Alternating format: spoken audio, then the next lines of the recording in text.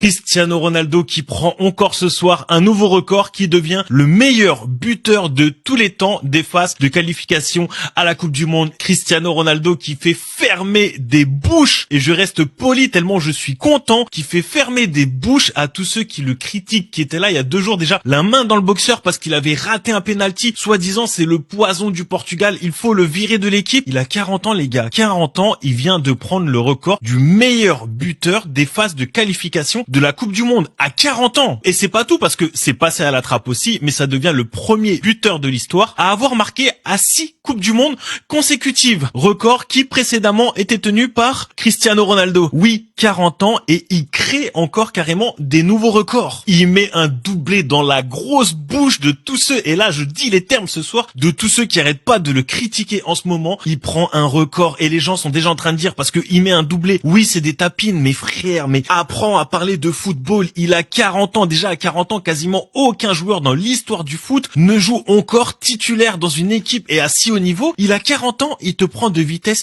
l'équipe adverse. Il te fait des placements parfaits. Il te met la balle dans les cages en une touche de balle. Il arrive à se placer parfaitement 2 fois de suite en une touche de balle. Il te la met dans les cages. Et t'oses encore critiquer, t'oses encore parler, t'oses encore...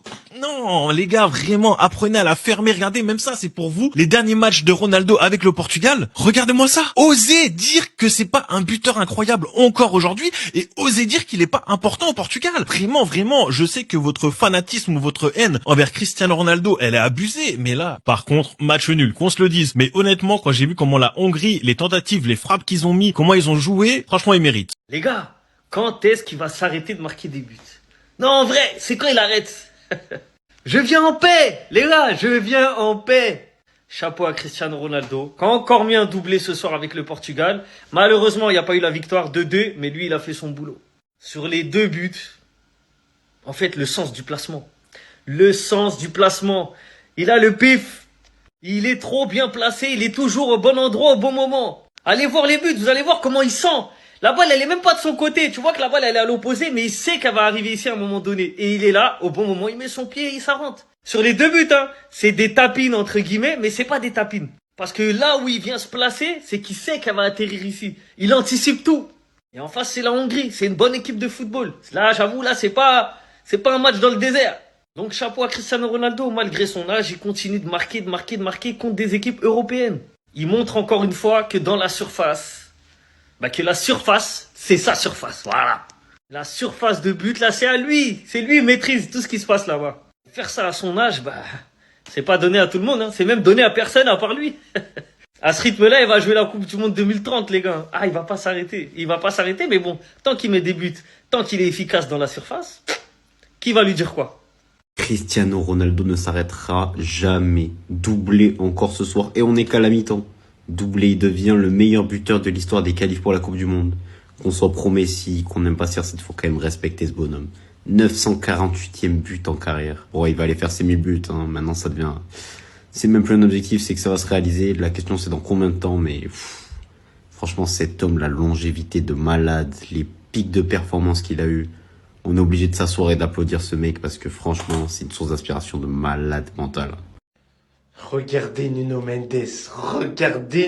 Mendes, les gars. C'est trop méchant. Nuno pour CR7, les gars. Oh là là là là là là là là. Ancelotti, il avait raison. Il existe un joueur encore plus dangereux que Cristiano Ronaldo. C'est Cristiano qui n'a pas marqué le match précédent. Vous vous rappelez le match précédent, quand il a raté un penalty? Eh ben ce soir, doublé. 40 ans, doublé. CR7, il a marqué son 143e but avec le Portugal. C'est une dinguerie. 40 ans, il est inarrêtable. Il a marqué au total 948 buts dans toute sa carrière. Mais le problème de cette équipe, c'est que CR7 et Nuno Mendes ne peuvent pas tout faire dans le match. On gagne 2-1.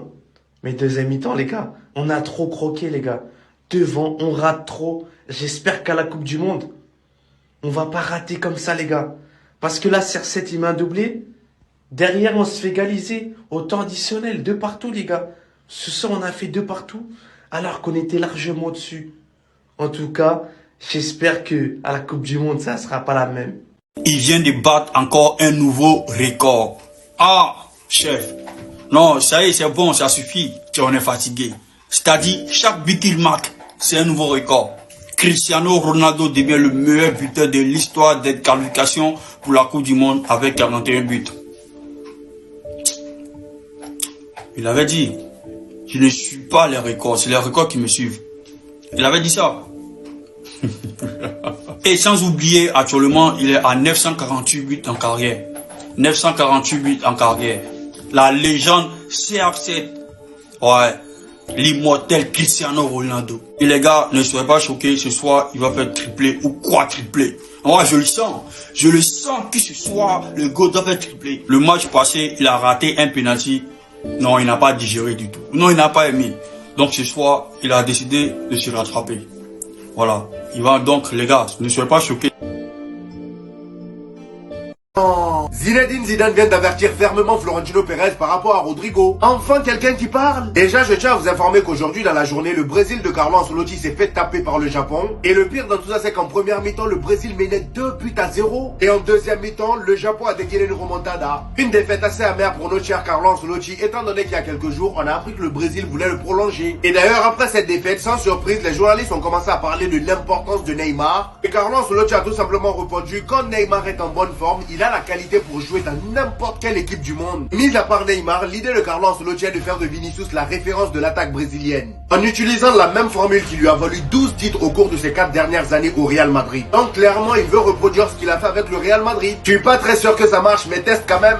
Et pour terminer les amis, on revient sur la déclaration de Zinedine Zidane concernant Rodrigo. Lors de sa dernière interview, il a abordé le sujet du potentiel départ de Rodrigo du Real Madrid. Et voici l'avertissement qu'il envoie à Florentino Pérez. Il dit, si le Real Madrid laisse partir Rodrigo au Paris Saint-Germain, le club risque de connaître une nouvelle décennie de difficultés. Un joueur de ce calibre, intégré dans le système parisien, pourrait transformer l'équilibre du football européen. Enfin, quelqu'un qui dit la vérité à Florentino Pérez. Pendant le mercato, il y a eu plusieurs rumeurs d'un potentiel départ. Finalement, elle est restée, ce qui est bien. Et là, en ce début de saison, il y a eu des matchs où il a été titulaire, je crois 2 ou 3 maximum. Mais malheureusement pour lui, Franco Massantoro lui a passé devant. Après, j'ai envie de dire, c'est lui-même qui voulait plus jouer à ce poste-là. Mais est-ce qu'il va accepter de continuer comme ça, être dans la rotation avec Vinicius? Je pense pas.